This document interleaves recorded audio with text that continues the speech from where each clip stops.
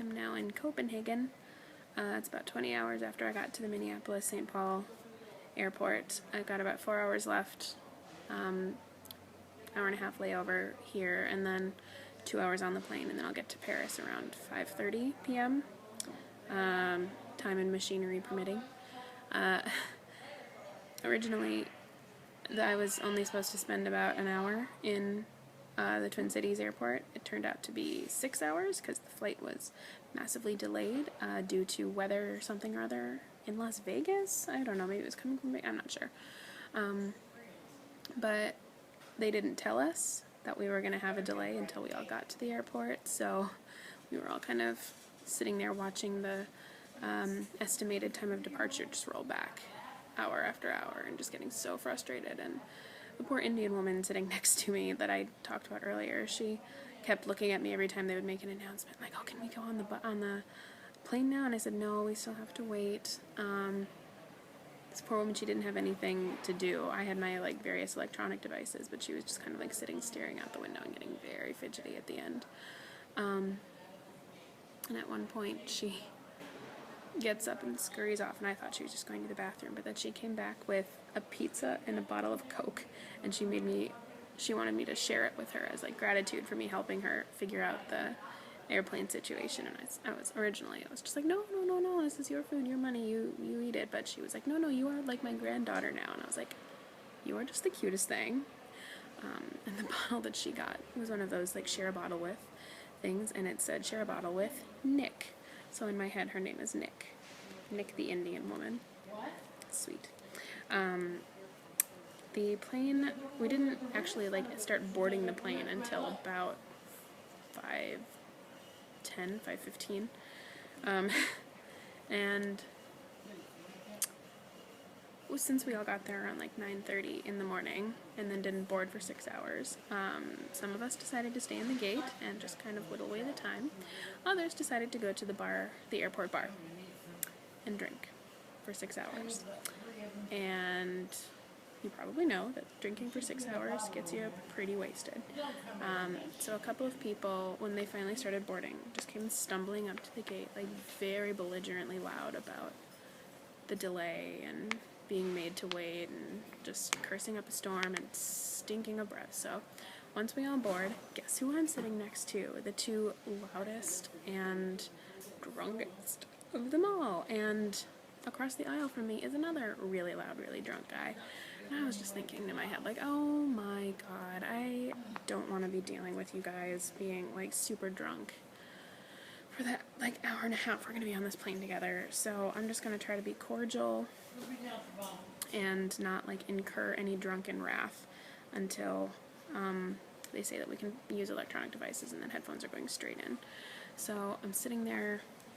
They both introduced themselves to me 3 times. They forgot that they'd done it before, and just, oh, so annoying. Stinky breath, and I'm, trying to not get them to yell at me, responding to their questions and all of that. And then throughout all of this, they keep their voices keep getting, a little bit louder and saying Spirit Airlines is the airline we were on. Spirit Airlines suck, you can't delay us for 6 hours. What kind of crap situation is this? I'm just thinking you guys are so I don't want to sit next to you. And then the lead flight attendant comes back before we take off, and he said you guys are gonna have to put a lid on it, and, you're disturbing the other passengers, and I just need you to be cool. And the guy goes no. The guy next to me goes no, man, we were delayed for 6 hours. And then the flight attendant kind of turns around and walks away, and the guy next to me is oh man, we have to mess with him during this flight, we just have to mess with him. And I was no, leave him alone, it's not his fault that our flight got delayed. What are you doing? Be nice. Trying to diffuse this tension, which as it turns out was impossible, because a minute later another person, I think a security agent, comes back to our row and says all 3 of us have to get off. And I was just what? They were trying to kick me off the plane because they thought I was with these 2 drunk people. And so I obviously blanched, panicked, because at this point I was only going to have just enough time to get to Chicago, get my baggage, check it in again, and then get to my, international flight. They say you have to get there 3 hours ahead of time before departure. So I was only going to have, like, the smallest window of time to get it done. And so I was like, I can't afford to take another flight down, like, financially or time-wise. But, so I, not wanting to cause a scene or seem unruly or uncooperative, I, very, obediently got on my bags and walked all the way off the plane and was standing at the end of the little connector that goes between the airport and the plane. I turned and they were behind me and just kind of like shrieking like, yeah, Spirit Airlines sucks, just like continuing this thing, and I was like this horrified face. I was trying really hard not to cry, and then I turned around and I like kind of like took a step toward the lead flight attendant and I was like, is there anything I can do to convince you that I'm not intoxicated? I swear I'm not trying to cause any waves. I just need to get to Chicago. And he said, like, are you with these two? Are you like companion with these two? I was like, no, I don't know them. I was just sitting next to them. And he was like, okay, you can come back on. So I went all the way back to I was like toward the back of the plane. So I had to walk all the way past everybody that was just like staring. I felt so self-conscious, but everybody was saying like, no, it's not your fault. It was not your fault. They were just loud and you were just next to it. So I got back in my seat. We get ready to, take off, and the flight attendant, kind of like makes his way back, and he gives me a bottle of water, and he was like, I am so sorry. I just kind of assumed, I kind of jumped to conclusions, and I was like, yeah, I get it. You were being attacked. I don't hold it against you. He was like, I'm so sorry, honey. So he gave me a bottle of water as an apology, which was very nice to hold on to once the turbulence started. I like to play with water bottles. But that was like a really scary experience for me because I've never been reprimanded by the FAA or anything like that. I mean, it wasn't technically the FAA, but it could have been. And I definitely do not need to be on any no-fly lists. I have no idea what happened to those two drunk people. I know that they didn't get back on the plane. I kind of hope they got arrested or like escorted off the premises because they were just messy. Like, that's not okay. So yeah, after that it was a pretty uneventful flight to Chicago. Got to Chicago, got my bags, took the interterminal shuttle train to the international terminal, checked in there, went through security. The security line was insane. It took us like 45 minutes to get through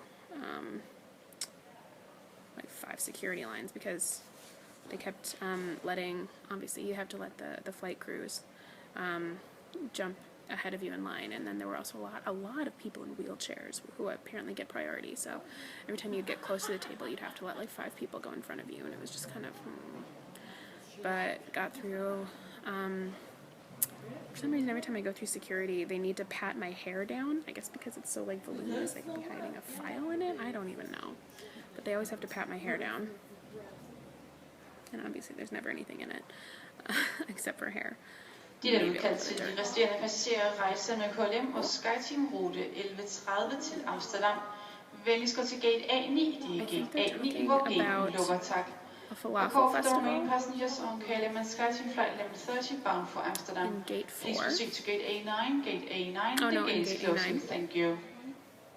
Falafel festival, Copenhagen. Look it up. Anyway, so made it to my gate. Was sitting outside for about an hour. Got on the flight. I was in like the second to last row on the flight, and it was one of those 2 seats, 4 seats, 2 seats. And I was in the second to last and on the aisle in the middle section on the aisle, and had like the entire row to myself, so I could kind of like stretch out a little bit. It was one of the ones where they had the TV set in the seat head in front of you, so you could watch like movies. I watched like The Amazing Spider-Man and then fell asleep. And they gave us like dinner and then breakfast, and it was all very nice. It was a good flight, very comfortable. The service crew was really nice and courteous.